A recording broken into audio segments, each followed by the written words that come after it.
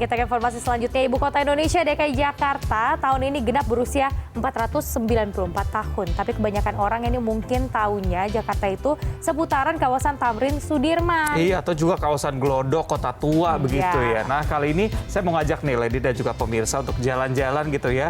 Kita akan walking tour untuk menjelajah kawasan ibu kota yang seperti masih belum banyak dieksplor sama orang-orang nih. Padahal ini syarat banget dengan sejarah. Kira-kira kemana? Berikut liputannya.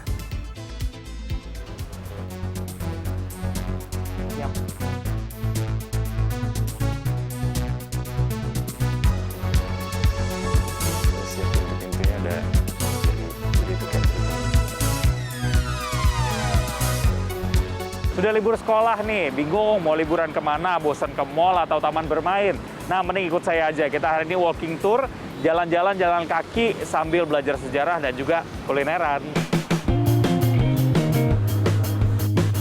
Kali ini saya memilih walking tour ke kawasan Jatinegara, Jakarta Timur. Di sini terdapat beberapa bangunan tua yang bisa dikunjungi dan syarat sejarah. Mas Farid. Hai, apa kabar? Baik-baik Mas. Jadi kita bisa mulai turnya hari ini ya. Oke. Pertama, lokasinya mana dulu Mas? Sebenarnya yang salah satu yang bersejarah di daerah Jatinegara di Jakarta Timur ini sebenarnya adalah si stasiun Jatinegara ini nih. Si fasad depan stasiun Jatinegara ini masih asli dari zaman dulu ketika dibangun 1910. Tapi tentunya nama stasiunnya belum Jatinegara ya, seperti sekarang. Nama stasiunnya itu masih Mr. Cornelis. Nama Meister Cornelis mengacu kepada seorang bernama Cornelis Senen di Batavia. Cornelis yang merupakan seorang guru agama Kristen membuka sekolah dan memimpin ibadat agama. Wah, saya baru tahu nih.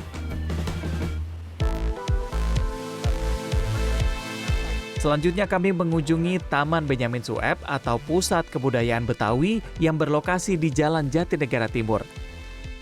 Di sini wisatawan bisa melihat sejumlah koleksi peninggalan Benyamin, seorang tokoh Betawi yang sekaligus aktor, pelawak, sutradara, dan penyanyi legendaris Indonesia.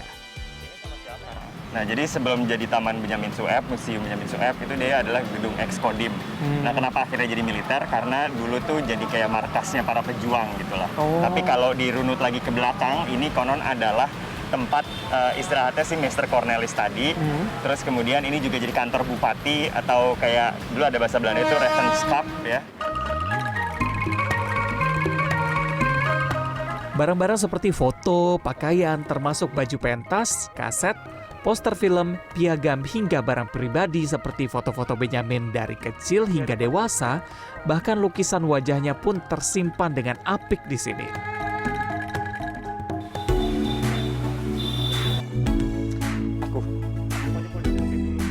Perjalanan kami lanjutkan mengunjungi kelenteng Biosia Jinkong, salah satu kelenteng tua di Jakarta Timur yang sudah ada sejak 1940. Si keluarga yang jaganya ini itu udah generasi ketiga, jadi kayak cucu dari si yang membuat kelentengnya dan sudah beragama Muslim, udah jadi beragama Islam gitu ya, udah menjadi seorang Muslim tapi tetap masih menjaga si kelenteng ini gitu.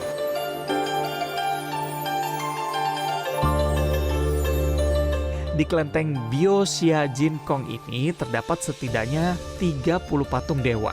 Setiap umat yang datang diperkenankan bersembahyang sesuai dengan dewa yang diharapkannya bisa membantu dalam ziarah kehidupannya di dunia.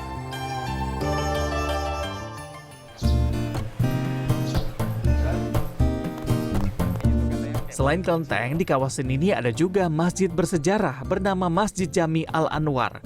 Konon, masjid ini menjadi masjid tertua di Jakarta Timur dan hingga kini masih berdiri kokoh dengan beberapa arsitektur yang berusia ratusan tahun.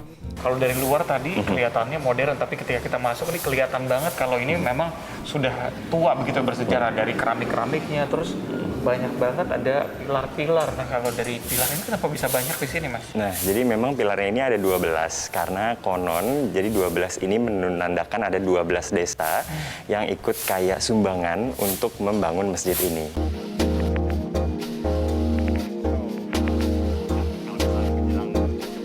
Cukup berjalan kaki sekitar 5 menit ke lokasi selanjutnya, yaitu Pasar Loak Jembatan Hitam. Di deretan lapak pedagang sepanjang 2 km ini, kita bisa mendapatkan berbagai barang bekas dengan harga yang miring. Wih, benar-benar lengkap loh di sini. Berbagai macam barang ada nih, mulai dari kaset, vinil alias piringan hitam, kamera, hingga mainan anak. Pelit komplit. Asal jeli, bakalan dapat nih barang yang yahut. Puas berkeliling, perut saya memberi tanda untuk diisi nih. Kami pun memilih untuk makanan legendaris di salah satu rumah makan legendaris yang sudah berjualan sejak 1981. Menu andalan di sini adalah ayam gorengnya yang konon kabarnya nikmat banget.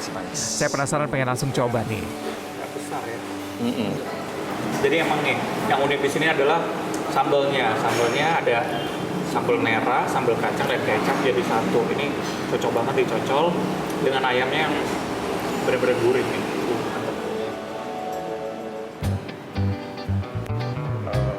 Baru. Tidak terasa saya sudah berkeliling selama kurang lebih 3 jam dengan panjang rute sekitar 3 km. Yeps, walking tour begini cocok banget buat yang mau berwisata sehat karena semua rute ditempuh dengan berjalan kaki. Selain sehat, murah dan informatif lagi. Mantap! Lengkap, terluas.